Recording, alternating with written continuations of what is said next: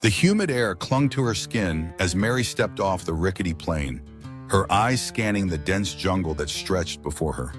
She had come to Jonestown with dreams of a better life, a chance to escape the chaos of America and start anew in the land of promise. A charismatic man, Jim Jones, had painted this idyllic picture of unity, community, and salvation. A community that felt like family. She had been a believer, a follower. But now, standing in the remote jungle of Guyana, Mary couldn't shake the feeling that something was wrong. The smiles that greeted her felt too forced, their eyes too hollow, their laughter too loud. As she walked towards the camp, she could hear the distant hum of a loudspeaker, the unmistakable voice of Jim Jones preaching. His sermons echoed in the air, promising salvation, deliverance from evil. But today, there was an edge to his voice, a crack that made her pause. Something wasn't right. She turned to the person beside her, but they just smiled blankly. They had all been trained to ignore their instincts. The gates of Jonestown creaked open as she entered, and she stepped into the heart of a twisted utopia. Days passed, and Mary became acclimated to life in Jonestown. The routine was strict. Wake up at dawn, pray, work in the fields, attend Jim Jones' nightly sermons. It was a life of discipline, but there was an odd sense of peace in the monotony. Yet there were whispers in the shadows. "Have you seen the guards?" one woman asked Mary one evening as they sat together in the mess hall. "They're always watching, always listening. If you say anything wrong, they'll take you away." Mary's heart began to race. She had seen the guards, their stern faces never blinking, their eyes always scanning for any sign of disobedience. She'd thought it was just a precaution, something that came with the territory of a utopian society. But now the words hit her like a cold wave. "They say some people tried to leave last week," the woman continued, her voice a whisper, "No one knows where they went." Mary glanced around. The faces of the others in the room were still, eyes downcast, as if they were afraid to speak. Mary swallowed hard, the unease growing in her chest. She had to know more. The next night, as the congregation gathered for Jones's nightly sermon, Mary felt a chill crawl up her spine. The atmosphere was different tonight. The usual fervor in the air felt darker, more suffocating. Jim Jones's voice rang out, louder than ever, his words drenched in urgency. "We are the chosen ones, my people. We are the new world. But the enemies of our cause are at our door. They will stop at nothing to destroy us. And we will fight back with everything we have. We will not go down without a fight." The crowd erupted in cheers, but Mary felt the tension in the air. She couldn't ignore the nagging feeling that had been building inside her. Something was terribly wrong. After the sermon, she decided to investigate further.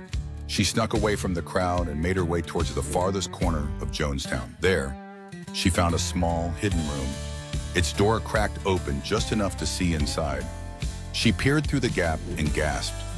Inside were rows of bodies, laid out on the floor. Some were lifeless, others twitching, their face contorted in pain. They were drinking from a large bowl. It was then that she realized what had been happening in Jonestown. Those who had tried to leave had been silenced, and now they were preparing for something far worse. A voice behind her startled her, and she turned to find a man in a black uniform standing there, a guard. "You shouldn't be here," he said coldly, his hand resting on the butt of his rifle. "You've seen too much." Mary's heart pounded in her chest. She knew that if she didn't act fast, she would be next. The guard's gaze softened just for a moment, and in that instant, she bolted. She ran through the dense jungle, her mind clouded with panic, the sound of the guards chasing after her growing fainter. But the jungle was thick, and the path was unfamiliar. She stumbled and fell, her hands scraping against the rough earth as she tried to get up.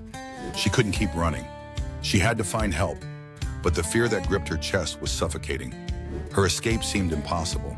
Suddenly, she heard a voice, faint but familiar. "Mary." It was Jim Jones. He had found her. She looked up, her face pale with terror, as he approached with a serene smile. "You've seen what we are about to do, haven't you?" he asked, his voice calm and composed. "But there is no escaping it now.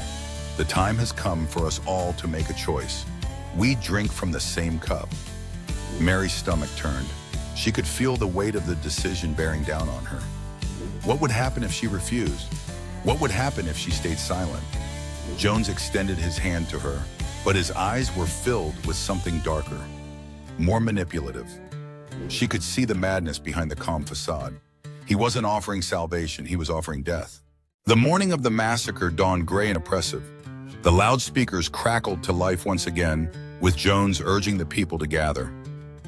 They were going to leave this world, he promised them, in peace, a peaceful departure, free from the oppression of the outside world.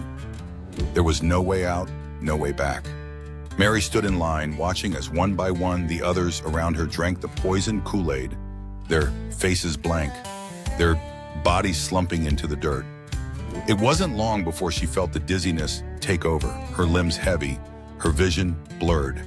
As she struggled to stay awake, she saw Jim Jones standing in front of her, his hands raised in triumph. His words echoed in her mind as her body began to shut down.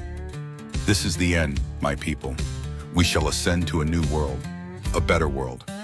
The world around her went dark, and all she could hear was the faint hum of the loudspeaker, repeating Jones's words over and over. Days later, the news broke. Jonestown was no longer a sanctuary, it was a graveyard. The authorities arrived to find over 900 bodies, lifeless and cold, sprawled across the compound. Among them were children, the elderly, and the devout followers who had been seduced by Jones's promises. They had all drunk from the same cup, believing it was their salvation. But for Mary, the truth would forever haunt her. The choice she had made to question the unthinkable had cost her everything. And in the silence of the jungle, where life once bloomed, only death remained. Like and subscribe for more.